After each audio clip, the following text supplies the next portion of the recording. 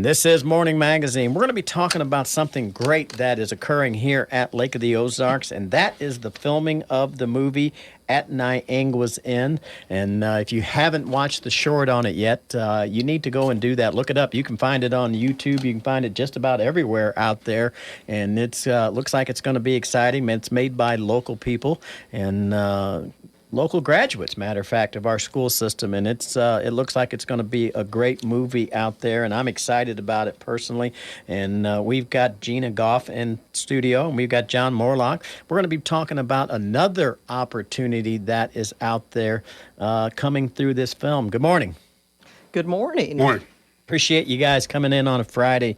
Gina, last time we talked, we had our fingers crossed and things like that, and that was only a couple of weeks ago. I know. It looks like things are really starting to take off. We're making huge progress, and yesterday was a really special day for us because it was the very first day of you could say principal photography, because we were starting to get the B-roll footage from the Captain Run's shootout event and starting to get the aerial stuff, and Tom and Kimber Klein were kind enough to take us up in the helicopter, and we were able to get just some beautiful aerial footage of the entire lake, some really beautiful big homes, and we really picked up some excellent footage.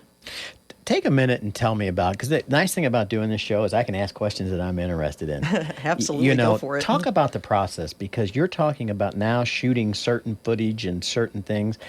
I would have no idea where that would fit in, because some of this footage might be at the end of the movie. How is that tracked? How do you know what is what? Well, when you start doing B-roll footage, you're picking up cutaway shots, establishing shots of the lake as we cut into different scenes with the characters. Sometimes we'll cut into a master shot of maybe an overhead aerial look at the lake, or if we're about to go into Neon Taco, which that's going to be one of our locations. We were hovering above that yesterday and just picking up some amazing footage of the dam area, Neon Taco, their dock area. So we would use that master shot and then, do the close-up stuff with the actors walking inside and, the story that takes place inside. So it's really to pick up a lot of establishing shots to throw in the movie. We don't have the fellas in today. That would be Chase and Bo. Yes. I'll tell you what, I was really impressed. I mean, they were focused, and what people don't know is after the show, we actually sat in one of our conference rooms and just spontaneously just having conversations. It was basically me crashing in the party on you guys, but I mean, those guys are sharp. They are. They're young. They're only 20. I've heard of it. Yeah, I remember that a long time ago. But yeah, they're only 23 years old, and yet they're so focused. They're so talented. They're on a mission, to make a splash with their careers. And they've gone out and shot several short films before this, including the At Niangua's Inn short, which that's what hooked me on this project. And just the beautiful cinematography, the acting, everything about it, and I was so impressed with them when we got on that first Zoom call when I really didn't know them very well, and they really hooked me in on this. Let's be honest. How many calls do you get a week that somebody says, "Hey, I've got the next best great one"? Yeah, every day. And it's I probably get 50 emails a day from people that think they have the best script that was ever written, and they're going to get, all these A-list actors in it. And, most of them are not good scripts and not talented filmmakers. Well, I want Brad Pitt to play me, so. That's right, John Morlock. I'm sure you do. And you know what? That's exactly what I thought. As soon as I saw that, I said, that's Brad Pitt written all over it. Absolutely. Yeah. Well, we're going to make that work. And but you see that coming in. You see that those requests coming in. And one of the things that I think grabs your world from the clouds and makes it real, and that's a thing called a budget. Oh yeah. And when you start talking those A-list actors, they command just a little bit more than. They're not cheap. Mm-hmm. They're not cheap. And it's I've got a representative coming in the 10 o'clock hour. Talk about the effect that the state of Missouri passing that legislation that gave the tax credits to the movie industry that basically really allowed you guys to make this movie here in our state. I know the interesting thing about this is I had optioned the At Niangua's End feature script from the guys before this tax thing passed. And so I was really thinking to myself, how am I going to pull this off? Because I don't have the tax incentives yet, and I hope it passes, but what if it doesn't? And then I was thinking maybe I could just finance the movie solely off of sponsorships. And so that's kind of the direction I was thinking I was going to have to go. And then literally a week later, they passed the SHOMO Act, which is the film tax incentive, which makes it really possible for people to come here and film things. And I think it even expands into concerts, live stage theater. So it's not just for film; it's for entertainment, basically. But it makes it possible to come here and be able to, offset expenses by getting, a 20 to 25% kickback on the money that you spend in the state of Missouri. So that's great. And when we were talking on the last time, that's real numbers. That's hundreds of thousands of dollars for a production this size. It is on a $3.5 million movie, which is the budget of our movie, which I know in the real world is a lot of money, but in the movie world, that's a very low budget movie. But that can be upwards of $700,000 that we'll get back from the state, after we're audited and we show the spend, which is incredible. When I saw your guys' email come across and it talked about, we're very, very pro-military here. We're very pro-police and fire and supporting our community here.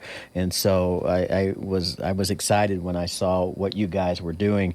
And that's, you're looking to include some veterans inside this production as well. It's the best thing ever. I'm so happy that John Morlock reached out to me, and he's got a wonderful organization, Heroes Outreach Program, and I'll let him talk more about that. But it makes perfect sense. Veterans are hardworking people. They're dedicated. They show up on time. They do the work. And we're going to be the ones really benefiting from this, but we're going to be hiring a lot of veterans and first responders in our movie, and that's thanks to John Morlock. So I'll kick it off to him because we're partners now in this movie. Let's talk about that. Let's talk about that, John. Let's talk about the program first, because this is a program that people need to know about it, whether they can be involved in it, whether they are with the services, or maybe they can jump in and help as well. And that's the Heroes Outreach Program.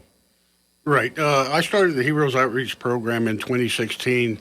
I've been kind of spreading my story around the lake and everything in order to promote the program. 25 years ago in November, I shot myself in an attempt at suicide, which, of course, I failed.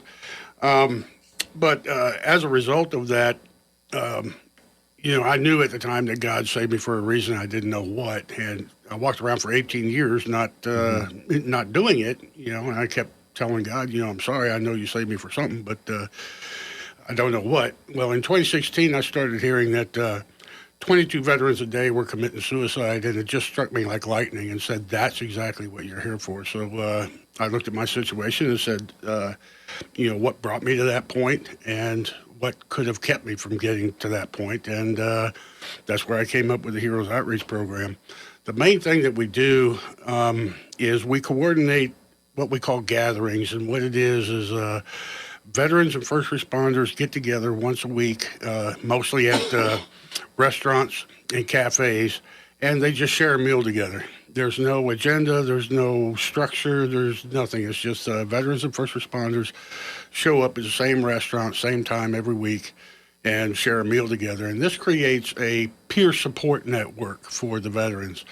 Like that, if a veteran who is suffering from PTSD has, let's say they lose a spouse, or they're going through a divorce, or they lose a family member, to death or something, that veteran, because they're suffering from PTSD already has massive stress on them. So if something like that happens, we want to create a place where the veteran can go and just talk with other people who understand them and understand what it is that they've gone through.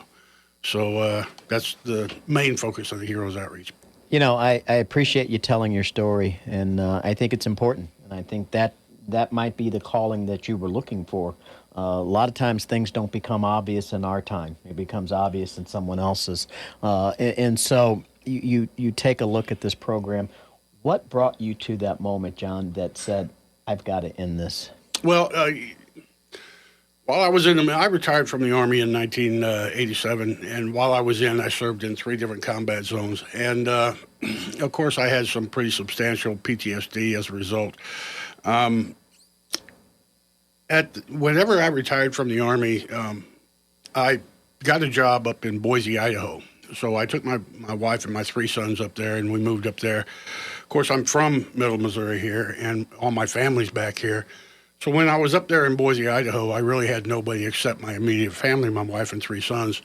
My wife had finally got fed up with living with me and the effects of the PTSD, so she started filing for divorce and leaving. And I have suffered from nightmares since I was 20 years old.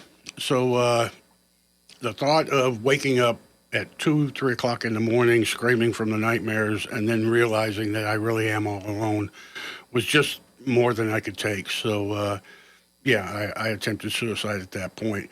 And that's where the Heroes Outreach Program comes in, by having this support network around every veteran and first responder in the area. They don't have to feel that sense of being alone. You know, you have brothers and sisters in arms who you serve with, or have gone through things with, and you don't have to feel alone like I did. I mean, I just felt totally alone at the time. I mean, what a terrible feeling. I mean, when you go through something so traumatic in life as some of the events that you talked about, and then you have the feeling that I'm alone, and then when you add the fact that I'm responsible for these children as well. I mean, I am sure that it was overwhelming. Yes, yeah, very much so. And, I, was responsible for my sons and everything. But, I mean, when it's like I say, the most dangerous place for a veteran with PTSD is alone in his own mind. And when you're totally alone like that and don't have anybody to share things with or talk things out with, then you're alone in your own mind to create all kinds of terrible situations and scenarios. And I just reached a point where I thought that, my family would be better without me anyway. So, How do you go from that point to starting Heroes Outreach Program? Well, you put a 357 bullet through your head, but got to be an easier way, John. Yeah. No, again, whenever of course, I was in a coma following the shooting. And when I woke up from the coma, I saw my parents standing over my bed. And I just knew at that point that God had saved me for a reason. And so I kind of, at that point, had a purpose in life. I didn't know what it was. Mm-hmm. I didn't know how to go about doing it, but I knew I had a purpose in life. And that's kind of a double-edged sword. It's kind of like, I hear the music coming.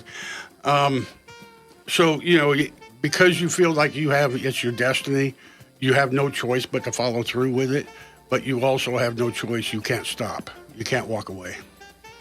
And we are talking at Niangua's Inn, and we're talking Heroes Outreach Program, and we're going to talk about combining those two things after this break. This is Morning Magazine.